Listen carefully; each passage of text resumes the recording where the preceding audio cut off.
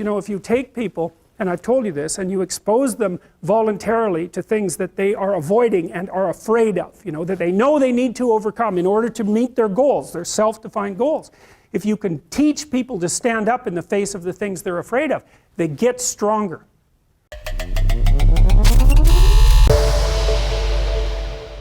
If for 10 years, if you didn't avoid doing what you knew you needed to do, by your own definitions, right, within the value structure that you've created to the degree that you've done that, what would you be like?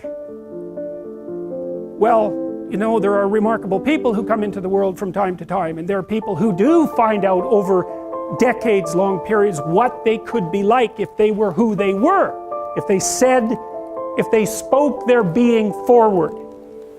And they get stronger and stronger and stronger, and we don't know the limits to that. We do not know the limits to that. And so you could say, well, in part, perhaps the reason that you're suffering unbearably can be left at your feet, because you're not everything you could be, and you know it. And of course, that's a terrible thing to admit, and it's a terrible thing to consider, but there's real promise in it, right? Because it means that perhaps there's another way that you could look at the world, and another way that you could act in the world, so what it would reflect back to you would be much better than what it reflects back to you now. And then the second part of that is, well, imagine that many people did that, because we've done a lot as human beings. We've done a lot of remarkable things, and I've told you already, I think before, that today, for example, about 250,000 people will be lifted out of abject poverty, and about 300,000 people attached to the electrical power grid. We're lifting people out of poverty collectively at a faster rate that's ever occurred in the history of humankind by a huge margin. And that's been going on unbelievably quickly since the year 2000. The UN had planned to have poverty between 2000 and 2015, and it was accomplished by 2013. So there's inequality developing in many places, and you hear lots of political agitation about that. But overall, the tide is lifting everyone up, and that's a great thing. And we have no idea how fast we can multiply that if people got their act together and really aimed at it. Because, you know, my experience is with people that we're probably running at about 51% of our capacity. I mean, you can think about this yourselves. I often ask undergraduates how many hours a day you waste, or how many hours a week you waste. And the classic answer is something like 4 to 6 hours a day. You know, inefficient studying, watching things on YouTube that not only do you not want to watch, that you don't even care about, that make you feel horrible about watching after you're done. That's probably 4 hours right there. You know, you think, well, that's 25 hours a week, it's 100 hours a month, that's 2.5 full work weeks, it's half a year of work weeks per year.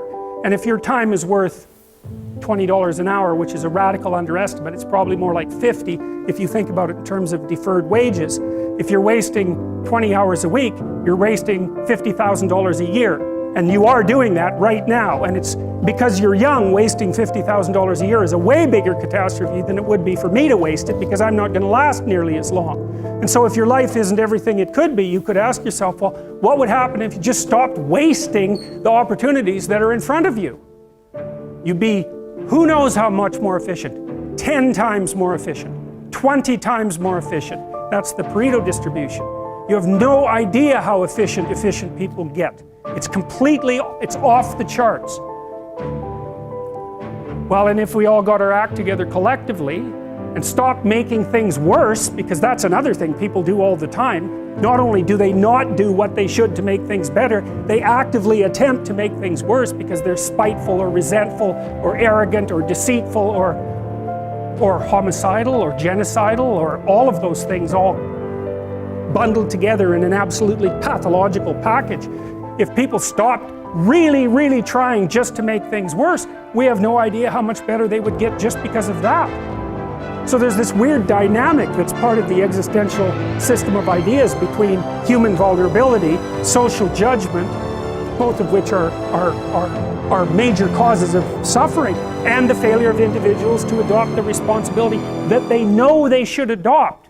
And that's the thing that's interesting too, is that, and like another thing I've often asked my undergraduate classes is, you know, there's this idea that people have a conscience. And you know what the conscience is. It's this feeling or voice you have in your head just before you do something that you know is stupid, telling you that probably you shouldn't do that stupid thing. You don't have to listen to it, strangely enough. But you go ahead and do it anyways, and then, of course, exactly what the conscience told you was going to happen inevitably happens, so that you feel even stupider about it than you would if it happened by accident. Because you know, I knew this was going to happen, I got a warning it was going to happen, and I went and did it anyways. And the funny thing too is that that conscience operates within people, and we really don't understand what the hell that is. So you might say, well, what would happen if you abided by your conscience for 5 years or for 10 years? What sort of position might you be in? What sort of family might you have? What sort of relationship might you be able to forge? And you can be bloody sure that a relationship that's forged on the basis of who you actually are is going to be a lot stronger and more welcome than one that's forged on the basis of who you aren't. Now, of course, that means that the person you're with has to deal with the full force of you in all your ability and your catastrophe, and that's a very, very difficult thing to negotiate. But if you do negotiate it, well, at least you have something, you have somewhere solid to stand, and you have somewhere to live, you have a real life, and it's a great basis upon which to bring children into the world, for example, because you can have an actual relationship with them instead of torturing them half to death, which is what happens in a tremendously large minority of cases. Well, it's more than that too, because, and this is what I'll close with, and this is why I wanted to introduce Solzhenitsyn's writings to you. You see, because it isn't merely that your fate depends on whether or not you get your act together and to what degree you decide that you're going to live out your own genuine being. It isn't only your fate, it's the fate of everyone that you're networked with. And so, you know, you think, well, there's 9 billion, 7 billion people in the world. We're going to peak at about 9 billion, by the way, and then it'll decline rapidly, but 7 billion people in the world, and who are you? You're just one little dust mote among that 7 billion, and so it really doesn't matter what you do or don't do, but that's simply not the case. It's the wrong model, because you're at the center of a network. You're a node in a network. Of course, that's even more true now that we have social media. You'll know 1,000 people, at least, over the course of your life. And they'll know 1,000 people each, and that puts you one person away from 1,000,000, and two persons away from 1,000,000,000. And so that's how you're connected, and the things you do, they're like dropping a stone in a pond. The ripples move outward, and they affect things in ways that you can't fully comprehend, and it means that the things that you do and that you don't do are far more important than you think. And so if you act that way, of course, the terror of realizing that is that it actually starts to matter what you do. And you might say, well, that's better than living a meaningless existence. It's better for it to matter. But I mean, if you really asked yourself, would you be so sure if you had the choice? I can live with no responsibility whatsoever. The price I pay is that nothing matters. Or I can reverse it and everything matters. But I have to take the responsibility that's associated with that. It's not so obvious to me that people would take the meaningful path. You know, when you say, well, nihilists suffer dreadfully because there's no meaning in their life and they still suffer. Yeah, but the advantage is they have no responsibility. So that's the payoff, and I actually think that's the motivation. Say, well, I can't help being nihilistic. All my belief systems have collapsed. It's like, yeah, maybe. Maybe you've just allowed them to collapse because it's a hell of a lot easier than acting them out.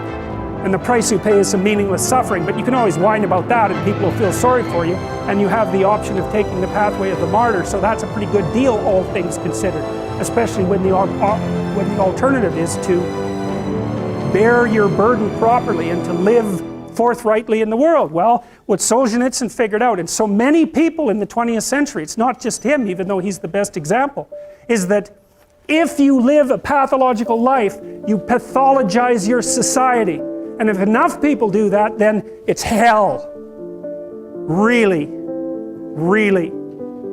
And you can read the Gulag Archipelago if you have the fortitude to do that, and you'll see exactly what hell is like. And then you can decide if that's a place you'd like to visit, or even more importantly, if it's a place you'd like to visit and take all your family and friends. Because that's what happened in the 20th century.